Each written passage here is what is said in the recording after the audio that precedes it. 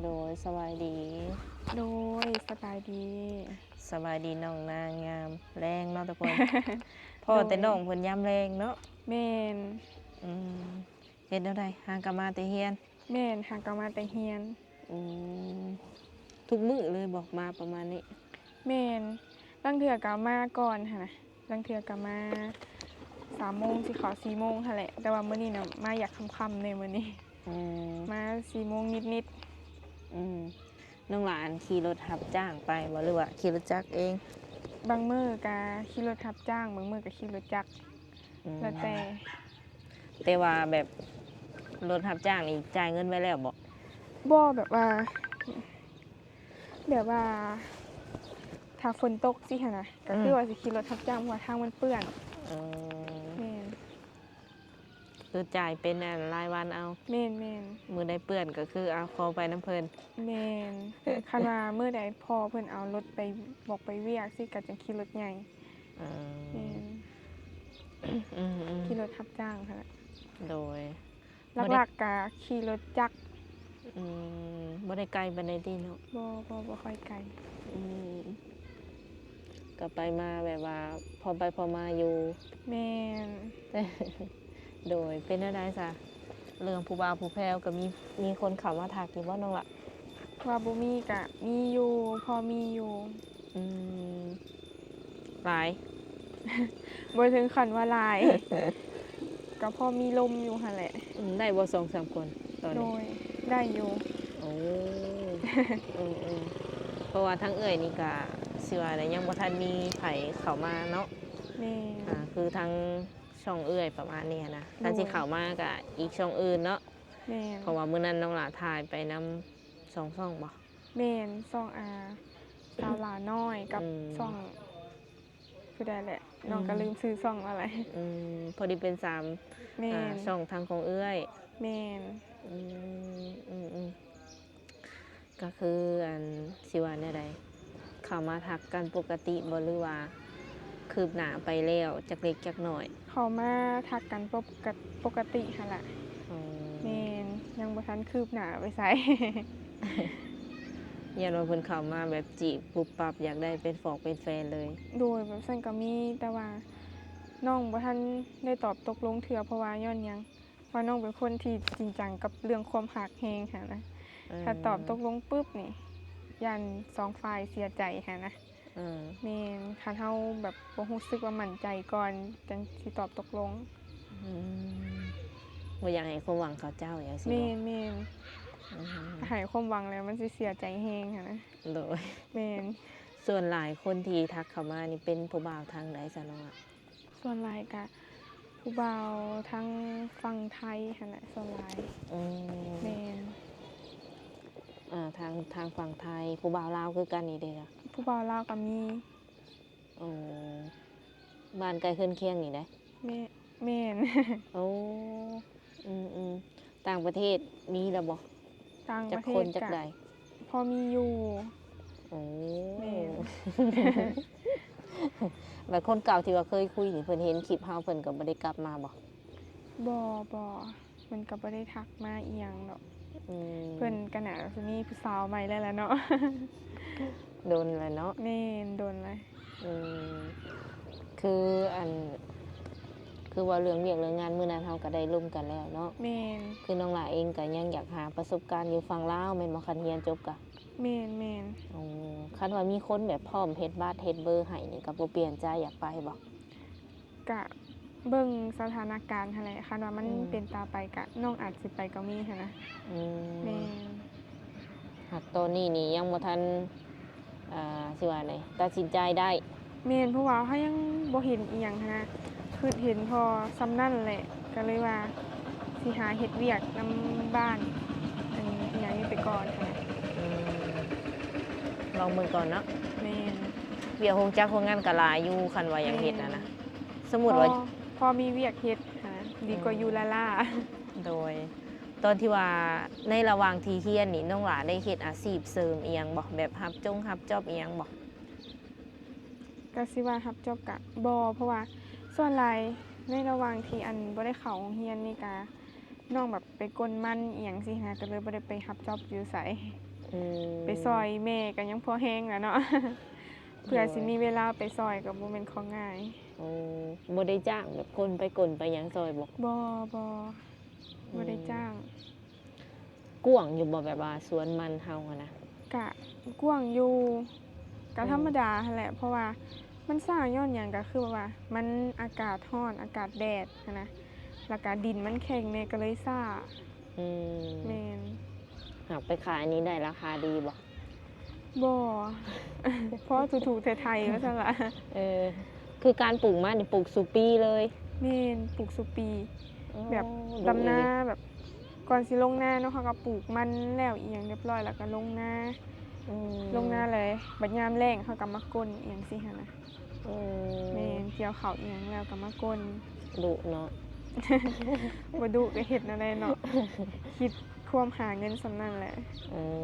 ม คือลักๆนี่แม่นสิว่าน่ะไปโรงหำโรงเรียนนี่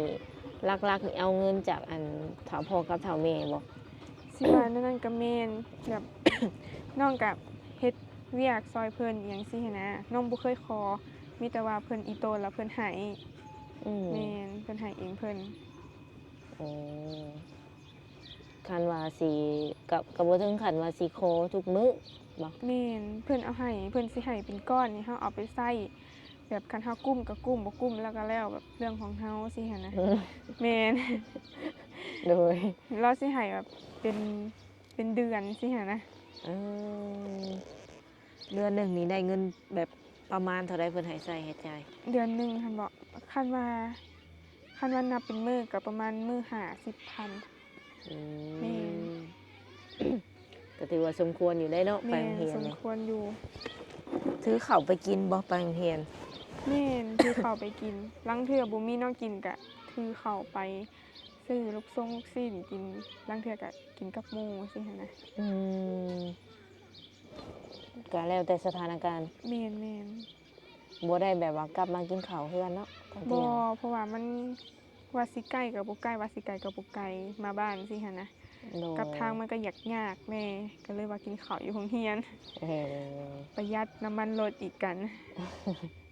โดยมื้อ50นี่ แม่น บางมื้อนี่กายบ่หรือว่าอยู่แต่ซ้ำนั้นค่าใช้จ่ายเฮา บางมื้อก็อยู่แต่ซ้ำนั่นแต่ก็บ่เคยว่ากายหั้นนะ โอ้ บ่เคยกาย ถือว่าบริหารเงินก็ได้ดีพอสมควร แม่ เนาะ นคืออันน้องนี่เป็นผู้หญิงเนาะแบบต้องซื้อเครื่องแต่งหน้าแต่งตาสิก็ต้องมื้อนี้ข่อยก็ต้องอดแหละเพราะว่าข่อยอยากได้เครื่องสำอางแต่งหน้าสิ เออ แม่น เออเครื่องแต่งหน้าเปลืองอยู่บ่น้องหล่ะแบบเฮาใช้เดือนหนึงก็ กะว่าบ่เปลืองก็เปลือง โอ้ แม่นช่วงอากาศร้อนๆนี่แฮ่งเปลืองคัก เติ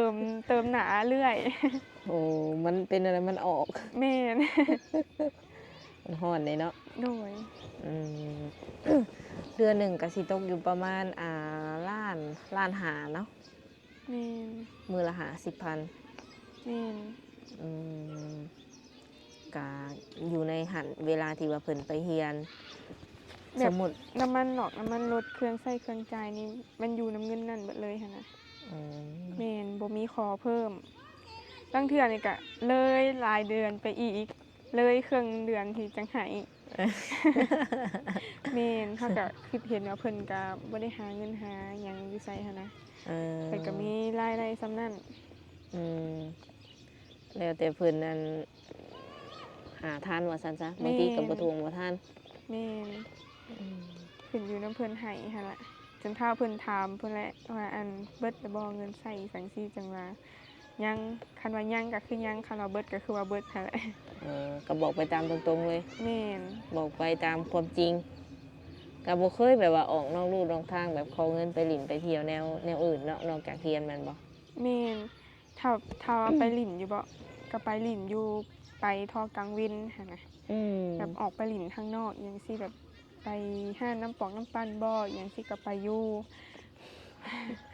ว่าบ่ไปก็ไปอยู่ เออสมมุติว่าเฮาไปหลินแบบว่ามันก็สิพอบ่แหละเงิน50นะ ก็บ่พอแหละ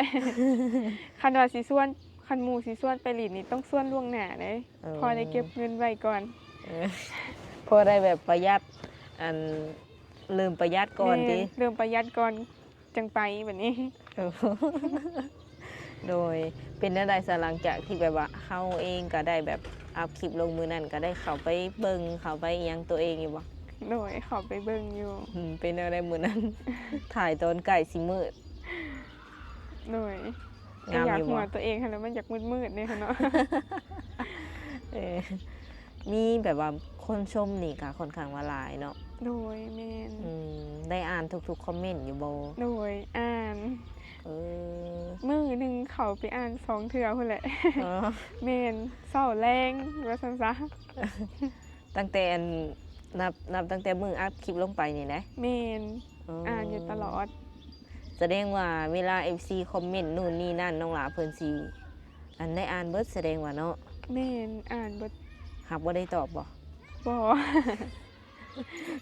ยันว่ากดตอบไปเองเลย แม่นยันตอบไปก่อนเลย เออส่วนหลายมีแต่ชม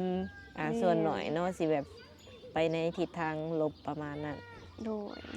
เปิดใจหอมนี่ก็แบบว่ามีสิว่าไดมีความรู้สึกแตกต่างจากเมื่อก่อนอยู่บ่หรือว่าก็ธรรมดาชิว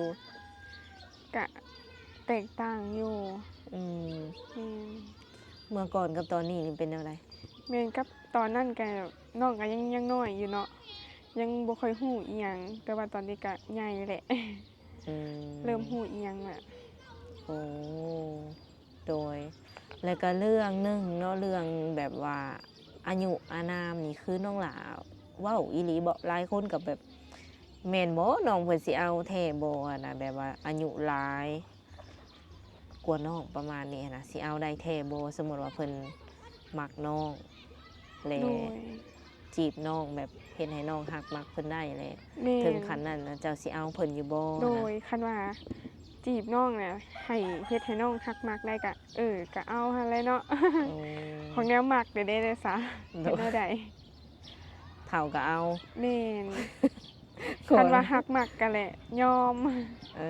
อ ไผสิว่าหยังก็อย่าสำหรับความคิดน้องเด้แม่น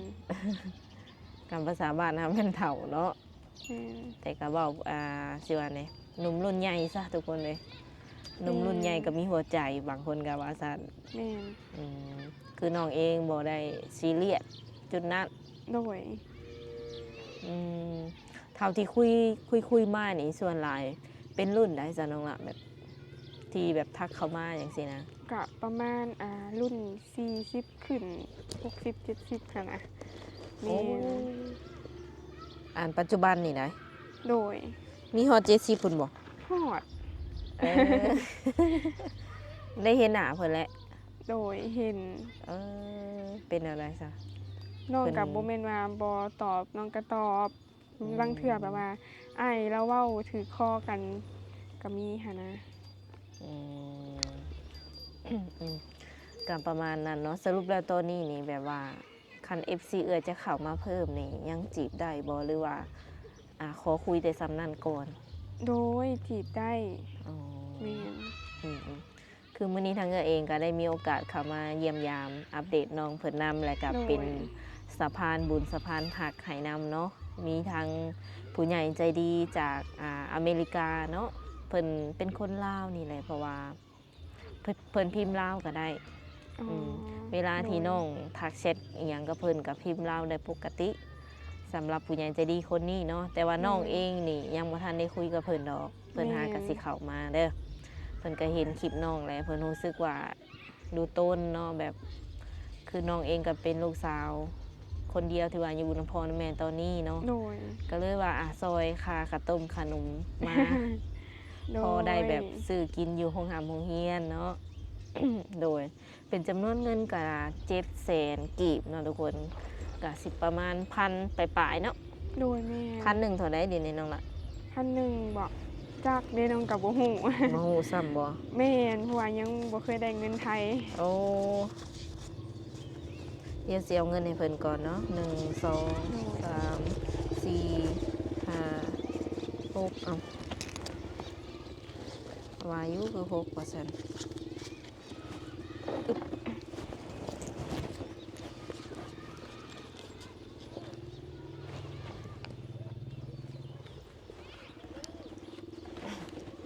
นับเบิ่งก่อนก็ได้เด้อ บ่นับก็ฮอดอยู่ติ ยันว่า โดยขอบใจเด้อ ผู้ใหญ่ใจดีทางอเมริกา โดยขอบใจหลาย อืม ๆ ขอให้ผู้ที่มอบให้น้องเนาะขอให้อยู่ดีมีแฮงผู้มอบให้กะผู้เอาให้กะขอให้อยู่ดีมีแฮงหาเงินหาคำก็ให้ได้ให้ฮุงให้เกิน โด โด ย ยอยู่ดีมีแฮงหั่นแหละ เออ น้องก็อวยพรบ่เป็นเนาะอยากอวยพรแต่อวยพรบ่เป็น เป็นอะไรดีใจอยู่บ่ โดยดีใจเพราะว่า อืม แม่แล้วกับบ่ให้อีกเลยเนาะ แม่แล้วก็แบบว่าเดือนหน้าคันได้ตัวนี้ก็เดือนหน้าแล้วก็คือสิบ่ได้ให้แล้วหั่นนะ อืม แม่น 700,000ก็ยังบ่ได้ครึ่งซ้ำได้นี่ แม่น เนาะ บ่เคิงกะ ก็ยัง ซอย ดีแม่นบ่ แม่น อืมก็ดีที่ว่าสิว่าไดคืออ้ายเพิ่นเองก็ยังบ่ทันฮู้จักแบบไปหลายกูนี่กับน้องเนาะเพิ่น โดย ก็เลยว่าซอยเล็กๆน้อยๆพอได้ซื้อขนมขนมก่อนเนาะ โดย เพิ่นเองก็ว่าซอยด้วยความเต็มใจเนาะบ่ได้หวังอีหยังตอบแทนเพิ่นว่าเห็นคลิปน้องเลยคิดดูตนซื่อๆเพิ่นว่าก็เลยว่า ซอยเพิ่นเบื้องต้นก่อน โดย แล้วก็ลองคุยกับอ้ายเพิ่นเบิ่งเนาะคันว่าบ่ได้เป็นชู้เป็นแฟนก็เป็นอ้ายเป็นน้องหรือว่าผู้ใหญ่ใจดีอหย่างแบบนี้ โดย ได้อยู่แล้วว่า โดยได้ เออ โอเคสำหรับคลิปนี้ก็มีแต่สิได้โอลมกับน้องเพิ่นประมาณนี้ก่อนเนาะ โดย สิได้ให้น้องเพิ่นไปเฮ็ดเวียกเฮ็ดงานซอยแม่แล้วบัดนี้เนาะ โดยเมื่อนี่ก็คือสิตักมันซอยแม่หั่นแหละ เออ แม่น มาแต่โรงเรียนนี่ก็แบบ โดย ว่ามาจองโตะเพิ่นเลยนะว่าง่ายๆเนาะ ยังบ่ทันได้เฮ็ดเวียกเฮือนซอยแม่ซ้ำ โดย สำหรับคลิปนี้สาวบุญเปียงและกันน้องนางสิได้ขอตัวเจอไว้ก่อนเด้อสบายดี โดยสบายดี